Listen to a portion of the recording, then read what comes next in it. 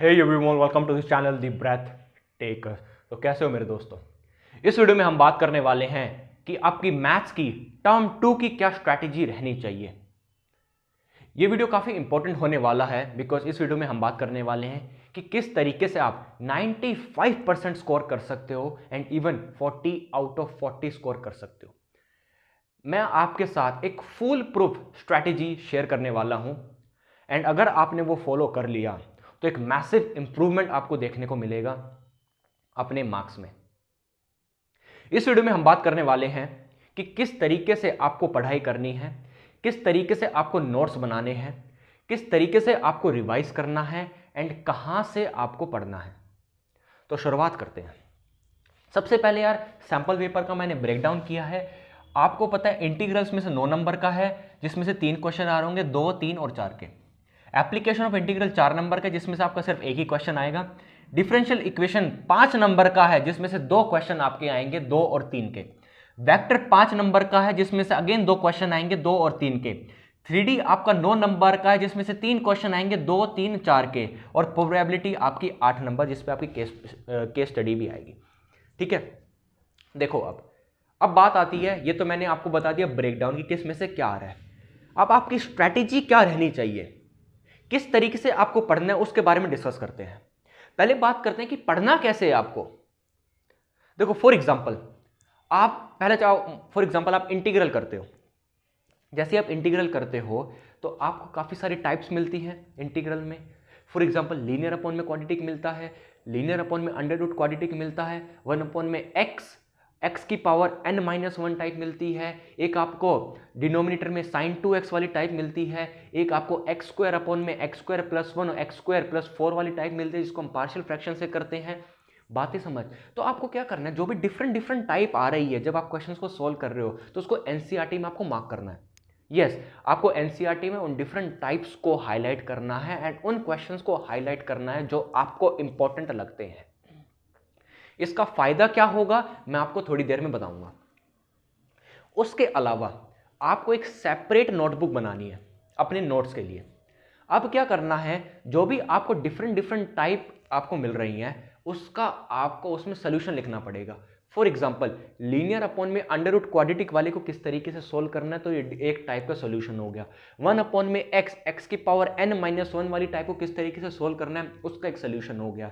जिसके डिनोमिनेटर में sin 2x है और न्यूमरेटर में को ट्रिग्नोमेट्रिक वाली टर्म है, तो हम क्या करते हैं उसमें साइन जो अपोजिट साइन लेकर t एज्यूम कर लेते हैं और उसको सब्स्टिट्यूट कर देते हैं। ठीक है, तो उस वाली टाइप को आपने अलग से लिख लिया। पार्शियल वाली जिसमें हम y को लेट एक्स स्क्वायर को y लेट कर लेते हैं उस वाली टाइप को आपने अलग से लिख लिया। तो यहां से आपके नोट्स बन रहे होंगे। बातें समझ। इसका आपको बेनिफिट क्या होगा, जब भी आपका पेपर में कोई क्वेश्चन आएगा तो आपको पता होगा कि यार ये वो वाली टाइप है, आपको पता होगा कि इस टाइप को किस तरीके से आपको सोल्व करना है एग्जाम में। तो इसका बेनिफिट आपको जरूर मिलेगा। अब बात आते हैं, अब मैंने लिखा हुआ है इसमें, अब बात आते हैं, हमने ये देख लिया कि किस तरीके से पढ़ लिया, हमने देख लिया कि नोट्स किस तरीके से बनाने हैं। अब बात आती है यार कि आपके सोर्सेज क्या होंगे, आपके सोर्सेज क्या होने वाले हैं, या उससे सोर्सेज पहले रिवीजन की बात कर लेते हैं। रिवाइज आपको क्या करना है, मैंने आपको बताया कि आपको टाइप वाइज आपको बुक में मार्क करके चलना पड़ेगा। उसका फायदा ये होगा कि जब भी आपका एग्जाम टाइम आता है तो यार आपके पास इतना टाइम नहीं बचता है कि आप हर एक क्वेश्चन को सोल्व करो। इंटीग्रेशन अपने आप में इतना बड़ा चैप्टर है, ठीक है, कि 3 दिन इसी में लग जाएंगे सोल्व करने में, तो पेपर में खाक लिखोगे आप। तो आपको क्या करना है, जब रिवाइज करोगे आप तो आप उन्हीं क्वेश्चन को रिवाइज करोगे जो आपने मार्क किए हुए हैं। क्योंकि एक बच्चा क्या करता है, डिफरेंट टाइप के आपके क्या कर लेगा, क्वेश्चन सोल्व कर लेगा, उसी को हम रिवीजन कहते हैं।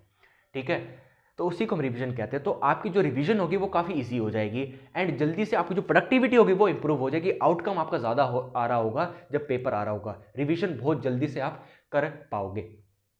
उसके अलावा बात करते हैं कि सोर्सेज क्या होने चाहिए। फॉर एग्जाम्पल आपने क्या किया, आपने इंटीग्रेशन चैप्टर पूरा कर लिया, आपने मार्क कर लिया, आपने उसके एक अलग से नोट्स बना लिए कि एक टाइप को किस तरीके से सोल्व करते हैं। अब आपको क्या करना है, जो भी पिछले 10 साल में सीबीएसई ने क्वेश्चन डाले हैं उसको आपको प्रैक्टिस करना पड़ेगा। फॉर एग्जांपल पिछले 10 साल के अगर आपने इंटीग्रल सॉल्व किया है तो पिछले 10 साल में इंटीग्रल में से कौन कौन से क्वेश्चन आए हैं तो उसको आपको देखना पड़ेगा। अगर आपको ये काम काफ़ी हैक्टिक लगता है, क्योंकि यार सीबीएसई के सैम्पल पेपर ढूंढना फिर क्वेश्चंस को निकालना वो काफ़ी हैक्टिक हो जाएगा, वो मुझ पर छोड़ दो, वो मैं आपको सारे सॉल्व करा दूंगा। पिछले 5 से 7 साल के मैं आपको सीबीएसई के क्वेश्चन चैप्टर वाइज सॉल्व कराऊंगा। एंड उसके अलावा जो भी एनसीईआरटी के मोस्ट इंपॉर्टेंट क्वेश्चन है टाइप वाइज उसको मैं आपको सोल्व करा रहूंगा, वो आप मुझ पर छोड़ दो, उसकी कोई टेंशन नहीं है। एनसीईआरटी के important plus previous year question chapter wise, integral के आपको अलग से चैप्टर वाइज क्वेश्चन मिल रहे होंगे, डिफरेंशियल इक्वेशन के अलग से मिलेंगे आपको, एंड वेक्टर के अलग से मिल रहे होंगे, past year question plus NCERT के मोस्ट इंपॉर्टेंट क्वेश्चन वो मुझ पर छोड़ दो, उसमें कोई दिक्कत वाली बात नहीं है। मैंने आपको बता दिया किस तरीके से आपको पढ़ना है, नोट्स किस तरीके से बनाने हैं। देखो नोट्स की बात आती है, जब मैं आपको क्वेश्चन सोल्व कराऊंगा तो आपको क्या करना है, जो भी आपको जो क्वेश्चन लग रहा है कि यार ये टाइप का क्वेश्चन मैंने किया नहीं है, ठीक है, तो आपको अगेन अपनी नोट्स वाली बुक को कॉपी में जाना है, उसमें उस क्वेश्चन को लिख लेना है और उसमें लिखना है कि किस तरीके से इसको सोल्व किया गया, या इवन आप पूरा सोल्यूशन उसमें लिख सकते हो। ये बात हो गई। अब उसके अलावा बात करते हैं कि यार देखो एनसीईआरटी को क्या करें, आपको एनसीईआरटी को कम से कम 2 से 3 बार रिवाइज करना पड़ेगा। एक बारी में काम नहीं चलेगा, 2 से 3 बार आपको रिवाइज करना पड़ेगा। एटलीस्ट कम से कम इतना तो है कि आपको एनसीईआरटी का हर एक क्वेश्चन आता है, कम से कम इतना तो करना पड़ेगा यार कि एनसीईआरटी का हर एक क्वेश्चन बना रहे हो। वो कैसे आएगा, बार बार रिविजन कर कर आएगा। एंड प्रीवियस ईयर का क्वेश्चन की एक और खासियत बात ये होती है कि जब आप दोबारा रिवीजन करने जाओगे अपनी बुक की तो उससे क्या होगा, आपको पता होगा यार प्रीवियस ईयर में तो ये वाले क्वेश्चन आए थे, तो आप उन पर ज़्यादा फोकस करोगे, तो वहाँ से आपकी जो रिवीजन होगी वो काफ़ी जल्दी होने लग जाएगी रिवीजन, ठीक है। तो आपको कम से कम एनसीईआरटी को 2 से 3 बार रिवाइज करना पड़ेगा। उसके अलावा देखो इस बार इसके बहम में मत रहना कि आप जो भी मैथ्स का सिलेबस है उसको लास्ट में कवर अप कर लोगे, लास्ट में पढ़कर आप पास हो जाओगे, लास्ट में पढ़कर आप 40 में से 40 ला सकते हो।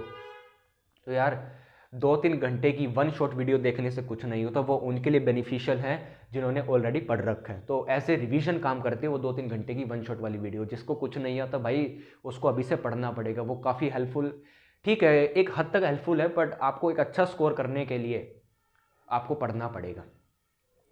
अब जो मैं टिप आपको देना चाह रहा हूं वो टिप ये है कि आपको रिवीजन अच्छे से करनी है, एंड उसके अलावा अपने जो आपको मैथ्स के साथ टच में रहना है। अगर आप मैथ्स को 4-5 या हफ्ते भर नहीं छुओगे तो ये बात कान खोल कर सुन लेना कि 18 फोर्जा भी मल्टीप्लाई नहीं कर पाओगे आप, 18 फोर्जा की वैल्यू नहीं निकाल पाओगे। इतना है, आपको प्रैक्टिस डेली बेसिस पर करनी है, चाहे 15 क्वेश्चन ही करो चाहे 10 क्वेश्चन की करो, आपको करना पड़ेगा। मैंने आपको बताया रिवीजन करने का, मैंने आपको बता दिया एक बार चैप्टर कर लो तो आपको पता है फिर रिवीजन के टाइम पर आपको हाईलाइटेड चीज़ों वाले पर ज़्यादा फोकस करना है। तो रिवीजन के टाइम पर आप उन अलग अलग टाइप को बार बार सोल्व कर सकते हो, प्रीवियस ईयर क्वेश्चन बार बार आप सोल्व कर सकते हो, ठीक है। यही चीज़ें हैं, यही टिप है मेरे लिए। एंड प्लीज़ अभी से मैं आपसे रिक्वेस्ट कर रहा हूँ, अभी से पढ़ना शुरू कर दो भाई, आखिर में कुछ नहीं होगा, मैथ सही है, ठीक है, मुजरा नहीं है कि एक ही बारी में आ जाएगा, बार बार कॉन्टिन्यूस प्रैक्टिस आपको करनी पड़ेगी। एंड आपके लिए जैसा मैंने मेंशन किया है कि previous year question and NCERT के मोस्ट इंपॉर्टेंट टाइप वाइज की वीडियो जल्दी आने वाली है। ऑलरेडी मैंने एक वीडियो अपलोड की हुई है, इतने आप वो देख सकते हो, और 2 से 3 दिन में आपके पास वीडियोस आनी शुरू हो जाएंगी। Till then take care and यार पढ़ते रहो, ठीक है, मेहनत करते रहो, बाय बाय।